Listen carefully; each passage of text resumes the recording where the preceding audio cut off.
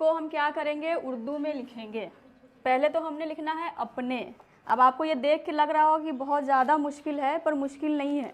हम एक एक लफ्ज़ के बारे में पहले सोच विचार करेंगे, ठीक है। पहले तो हमें लिखना है अपने। हमारे पास अ के लिए उर्दू में कौन सा हर्फ है, अलिफ है। प के लिए पे है। न के लिए नून है। तो ये तीन तो पता लग गया, लेकिन ए की मात्रा के लिए कौन से अराब है उर्दू में, कौन सी है, बड़ी ए। पहले अलिफ, पे और नून। ये जो नुक्ते हैं ना प के, चाहे तो आप इसके बीच में भी लगा सकते हैं या नीचे भी लगा सकते हैं, कोई दिक्कत नहीं है। अगर बीच में जगह है तो बीच में लगाइए, नहीं है तो नीचे लगाइए, ठीक है, कोई गलत नहीं होगा।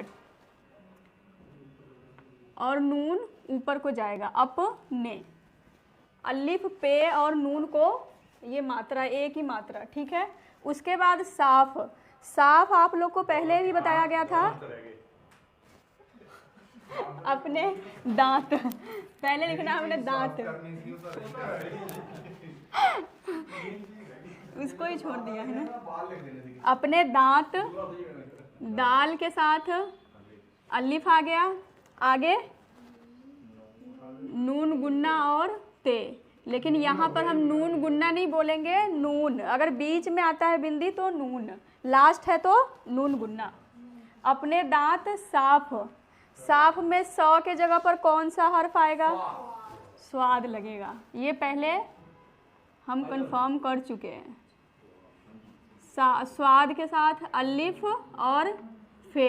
ये जो स्वाद है ना, कई जगहों पे इसको साद भी कहते हैं, साद जाद, ठीक है। तो इसके लिए घबराना नहीं कि हमें पता ही नहीं है। जो तोए जोए है उसको तो जो भी कहते हैं, ठीक।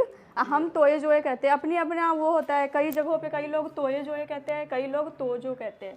साफ करो, काफ आ गया, रे आ गया, साथ में इसको जोड़ सकते हैं, साथ में इसको जोड़ दिया।